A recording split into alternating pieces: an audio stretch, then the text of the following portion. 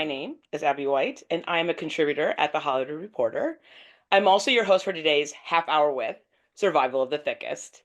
Joining me for this conversation about the Netflix series' second season is creator, executive producer, writer, and star Michelle Buteau, creator, showrunner, and executive producer Danielle Sanchez-Witzel, and showrunner and executive producer Amy Aniobi. Welcome. Hi. Thanks for having us. Absolutely. So firstly, congratulations on the stunning second season. Woo! Beautiful. Before we dive into discussing it, Michelle, can you give us a quick rundown of what this series, which is inspired by your book of essays, is all about and where viewers find your character Mavis in season 2? She is a 38, soon to be 39-year-old woman who was following her dreams because she realizes that, you're not promised tomorrow. So dreaming big makes life worth living.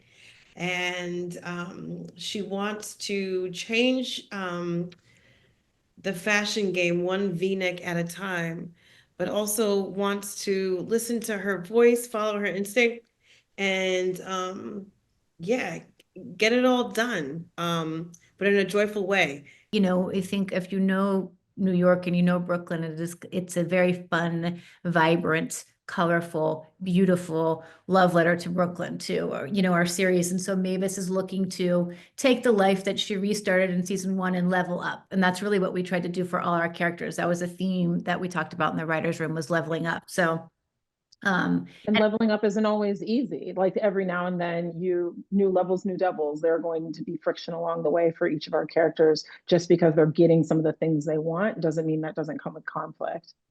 Now let's take a look at the trailer for season 2. Ooh, if you like Emily in Paris, then you're gonna love Mavis in Rome. I cannot believe I went all the way from America to Rome. What's up? Luca. I was a zombie and now I'm back from the dead. Can I just say 39 is gonna be an amazing year? Why was I so scared of it? You still trying to have kids? What are you talking? Why would you ask her something like that on her birthday? What's wrong with you? Thick girls, we ain't just a moment. We the movement, honey. Y'all should be getting something. Officer, maybe I should arrest you. Oh, yeah. Oh my God! Why is it real pepper spray? Show me how you gon' work. I can make plus-size high fashion a reality. Maybe get a small business following. What is Collateral, by the way? Besides a movie you can only watch the play. Forget that. I'm your business loan. We're partners. Here's the thing with your plus-size line, it's not really plus size. Hey, hey! Ho, ho! A backpack got no place to go! Why do we always have to work twice as hard? We're supposed to be thankful for crumbs. I want to sell my art, but I'm blocked. You need a therapist. So what brings you in today? Man, you ask a lot of questions for somebody I don't know. You wearing a wire? We're gonna be in Harper's! It's been a long time since I felt like this. Exciting! You changing my life. I know that's right. I gotta make this big life decision. Oh! Damn! Go get it. I got this.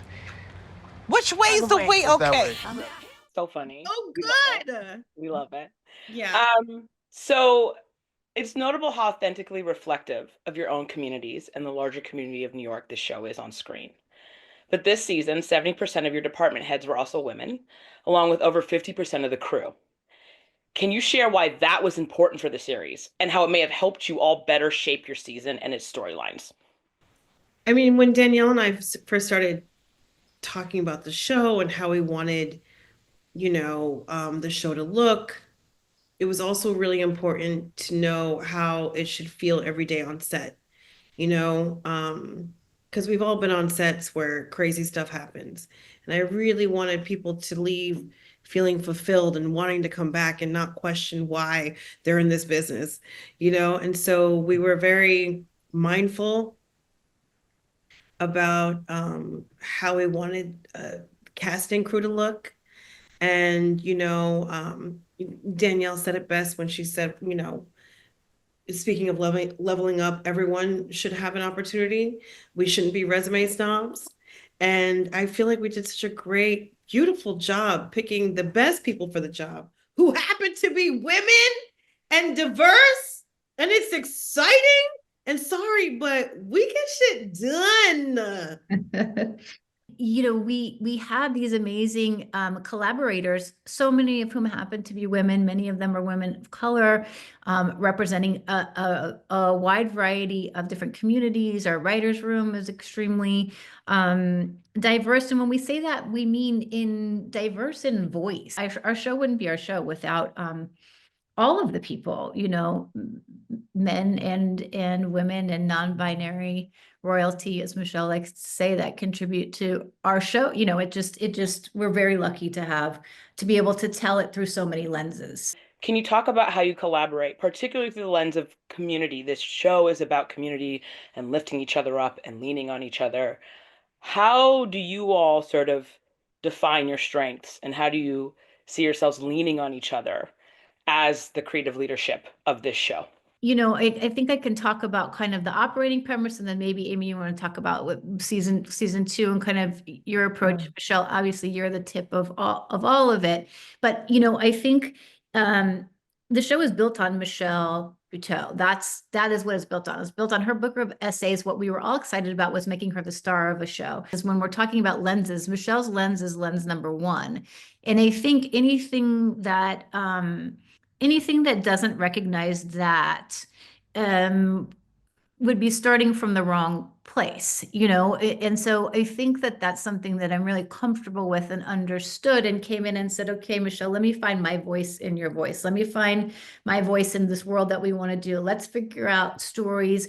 Let's put you in fashion because we both care about it. Let's talk about real things that are happening in your world as a beautiful, plus size, sexy woman who is famous, who still has trouble, I don't want to speak for you, but who still has trouble, getting close to host award shows and doing things that it's like crazy, so I think there were things that we wanted to talk about. There are things that we want to talk about in our love lives, in our past, and so we found our voices. And certainly I'm a woman of a certain age and was excited to tell stories through that lens too. Hopefully it started with Michelle and I recognizing that, and then bringing people to the table who understood not that we weren't going to have other opinions and have people bring their own full perspectives themselves to the table, but that we were going to do it in collaboration with what is the comedy of Michelle Buteau. And I want to almost back up, because like what you said, even just about starting from the lens of Michelle, I feel like I've been so blessed to learn from so many great showrunners before me, like from Prentice Penny on Insecure, from Jonathan Groff on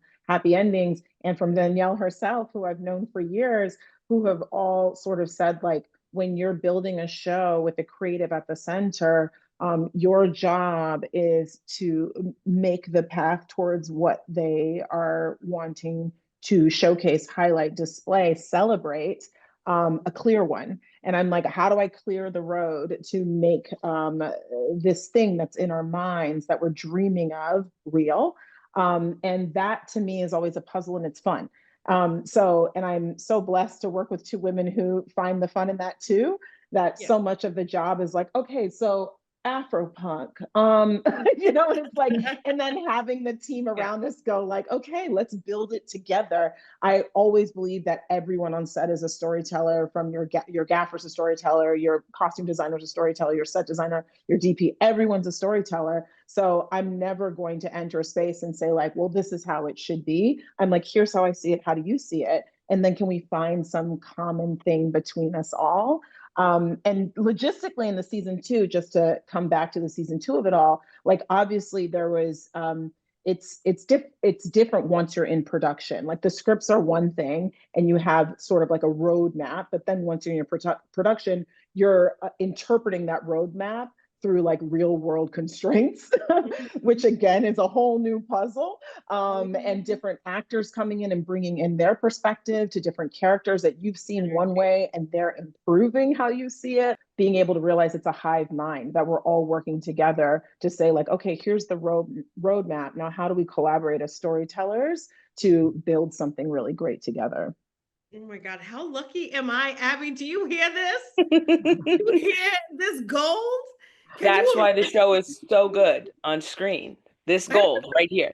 Look, swimming with these beautiful minds and working with them on set, it's the only reason why I'm going to spend time away from my children, because, it's my dream, and they're making my dream come true. And, when you asked that question, I was like, what a great question. And the only word that came to mind was availability. Like, they are really talented and amazing to work with because they're available. They are emotionally available, which is such a great place to create from. Because creating from a place of fear and what you think somebody else wants is not fun or inspiring. And it never, like, it doesn't feel real. It's not sincere, And so nobody was really trying to put a circle in a square. It's just like, I see that and I'll one up that and make it better with it. And like, that's really the magic. That's like the chemistry. And the chemistry isn't just about like actors getting along. It's like everybody sort of like syncing up, right? And so things go wrong. We have to ask for things that we believe in. We have to prove our point. And it's just like, wow, like available to do that too is amazing and make it more of a conversation as opposed to like whatever else it could be. And then also available because we live in different time zones, unless we don't. Emotionally, we do live in different time zones. But sometimes if you're creating a show with other people, you got to call them up and talk about it. My therapist doesn't know what I'm talking about. My husband doesn't want to hear it. He wants to talk about what's for dinner at breakfast. Availability, be available. So that's why this process is wonderful. Great answers from everyone.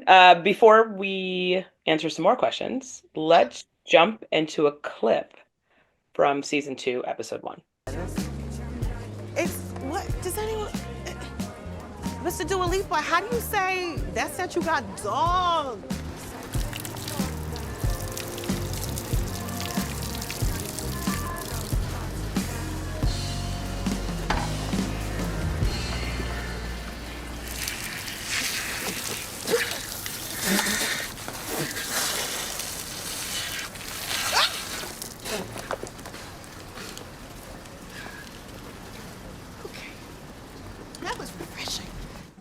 Rome. We should talk about Rome. We can talk about some locations. I do want to ask Amy though. I mean, that's obviously episode 1. It's very romantic if you've seen it. It's a roller coaster, actually. It's romantic and a roller coaster. It's a roller coaster. But Amy, you directed the tail end of this season, which is also romantic and a roller coaster. Can you talk about bookending this season as a director, and how you wanted to approach the end of this season, setting up the conclusion of this season and paving the way for a potential season 3? Oh my God, I love this question, Abby, because it is a bookend. It's like no spoilers, but like there's so many promises laid in episode 1 that you see kind of pay off in subtle ways and get answered in ways you don't expect by the end.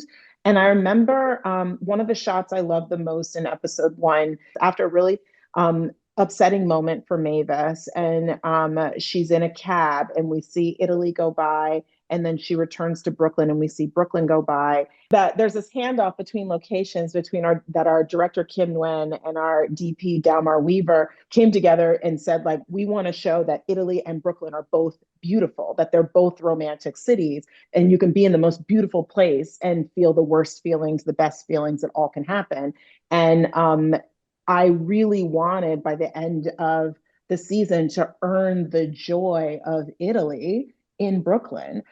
So it's like we have this shot that ends the season that I am in love with and I could watch forever. And I remember, well, even in the edit, I was like, can we add 3 more frames? Can we add 4 more frames? Yeah. Like, just because it's like the end, Brooklyn is a place that deserves all of the love and respect and romanticism that Europe gets, and I just loved being able to see that. And even though we shot our Italian portions at the very end, just logistically, which was actually ended up great because it meant that everybody's just like, we're almost done. And like, there's so much good energy on set, and our Italian crews were amazing.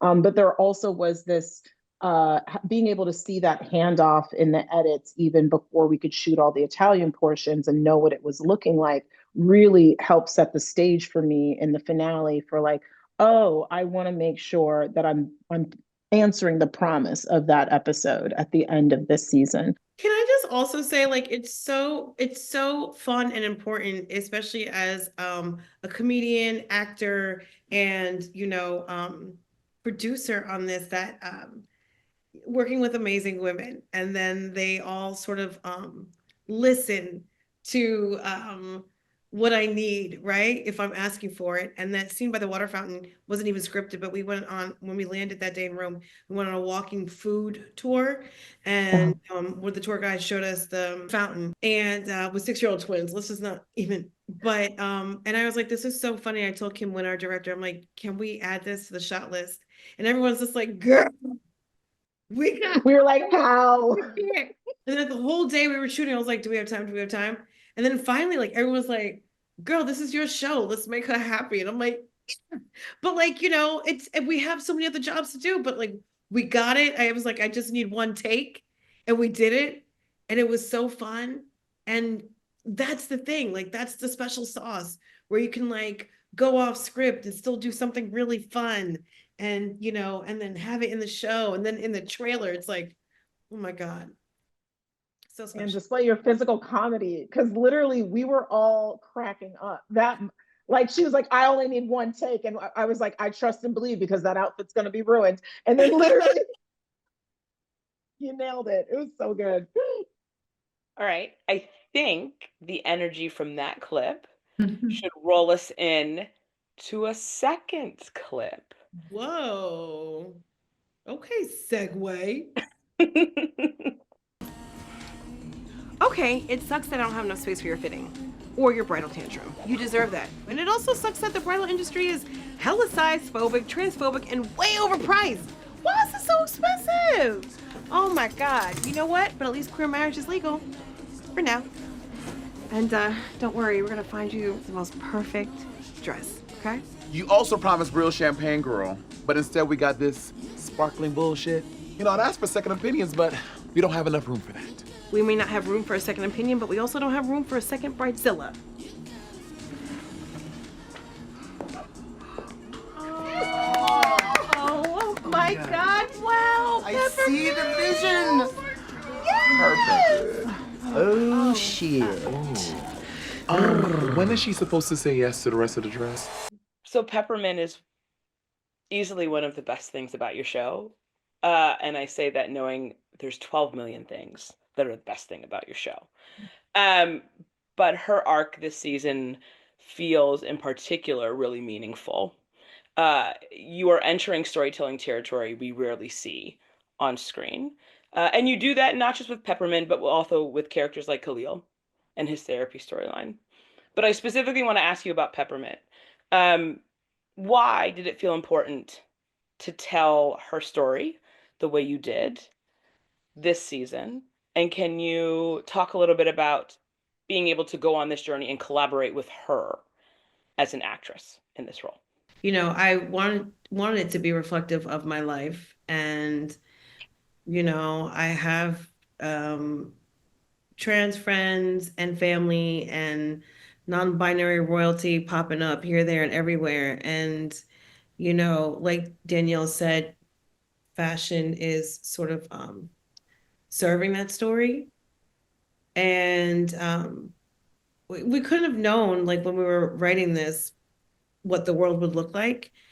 I just knew that if Netflix is saying, here's a platform, what do you want to do? I know we can be funny, and I know it could be fun, but I'm like, then I also want it to be important. I want it to inspire.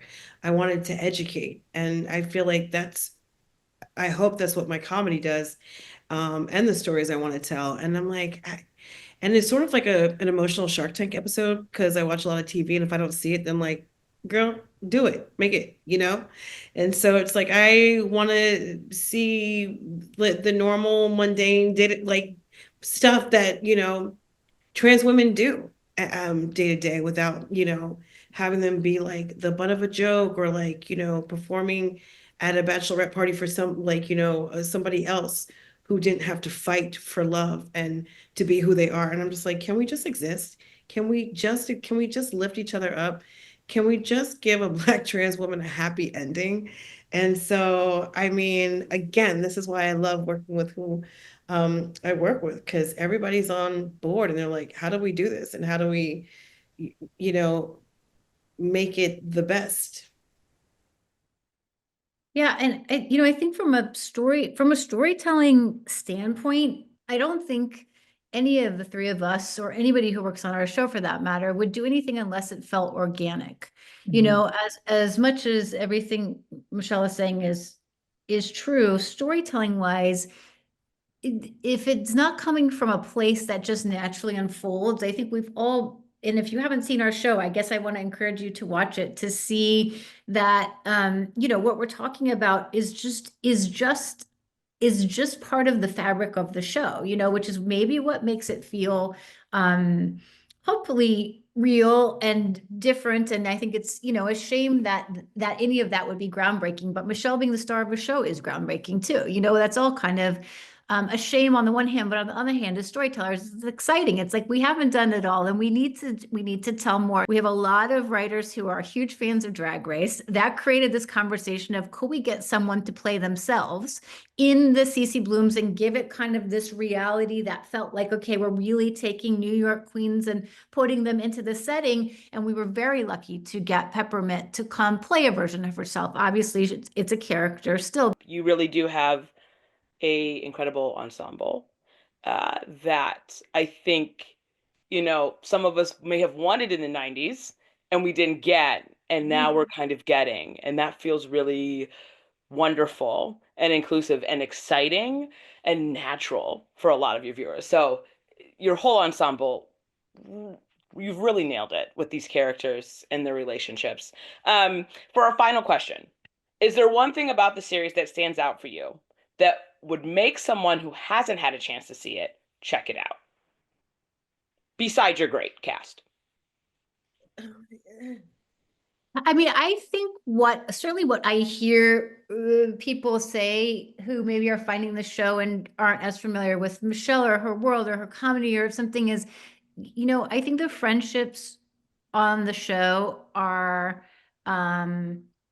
a real core for us. I think Mavis and Khalil, especially, a best friend, a male and female best friend, who in the beginning when we were developing this, Netflix was like, but they're going to hook up, right? And we're like, they're never going to hook up. We're telling you, they are legitimately best friends. I think I would want people to know that this is a true comedy, which is something else that we set out to do. Michelle is a laugh out loud, funny person. And they think this show, while we're talking about a lot of, things that we're all proud of with the show, at the end of the day, I do think it's a show that's going to make you laugh and feel good. And I think it's a show for everybody. Yeah, I was gonna say I want to tell a little story. Like 2 hours ago, I was at the dentist and they were about to give me a filling. And I was like, sure, fill it. And then I saw them bring out the shot and I was like, wait, you're gonna numb me? And they were like, yeah, we gotta numb you, do the filling. And I was like, I have an interview in like 2 hours. I cannot be numbed. And they were like, what's the interview for? And I said, oh, this show I work on called Survival of the Thickest. And the hygienist hadn't seen it. And she said, Survival of the Thickest, is it about surviving? And I said, yeah, with your friends. And she said, oh, I want to watch that. I'm going to check it out. That's what it is. It's surviving with your friends. And that's what we're all doing. And I was like, that moment was just so pure. I just saw her eyes light up and I was like, yeah, that's what it is. So I do think that like we're in such hard times right now and things are really tense, like for everybody across the board globally, not just in America. And I just think that overall, you only get through it with community. You only get through it if you get to link arms with people who are motivated by the same goals you are and who want to see joy for you as well as themselves. That's surviving. That's surviving with your friends. That's what the show is about to me. Oh my God. What can Oh my God. This hygienist, she helps me out. Just kidding. Can you imagine if I had gotten that filling? I would have been a survivor. You get it, Tony. It's really hard to pick one thing, Abby, to be honest. Like, if you like comedy, then you will love this. And it's comedy with a purpose. It's the way we weave comedy and social justice without you even knowing. is truly one of my most favorite things besides a clean kitchen counter. It's my love language. I think, like Danielle had said before, even me being the lead of a show is not something you see, but you should. And so, if by me being here inspires and opens doors and gets stuff greenlit, then even better. Because, not to get into it, but I'm no Rachel Maddow, even though I have shoulder pads on. But the truth of the matter is, if we belong to SAG after, right, and we're actors, and we only get health insurance through working, but we don't have enough diversity in shows, then we have a population of actors that are going to be sick, that don't have access to healthcare and other things. And that's insane to me. So this matters in more than one way, this show and what it does, right? And also, like I like to say, educate through love and humor. If you don't know anyone like us and you're watching the show and you're like, I don't know if it's for me, that's cool. I love The Golden Girls. That's one of my most favorite shows. I'm not an old white lady that goes to Lanai to hang out with her friends and lives in South Florida, but I want to be in that world because I love them and their issues so much. And that's what this show is, and I believe does in those 190 or 91 countries that were represented in. So it's definitely worth every pretty penny. And I love, and the last thing I'll say is I love that we have properly used fashion as a platform to highlight what's wrong in the world. That's what we set out to do, and oh boy, are we doing it. And it's really, really fun. I mean, the DMs alone of people who feel seen, feel sexy, feel heard, want to try something else, haven't laughed since so-and-so happened to them, healing. Comedy is supposed to be healing, so if we could slowly but surely heal each other and laugh and get paid and a plus size white dress blazer, then it's all worth it. All right. I think that is a perfect way to end this conversation. Gotta be happy. Can't do nothing else.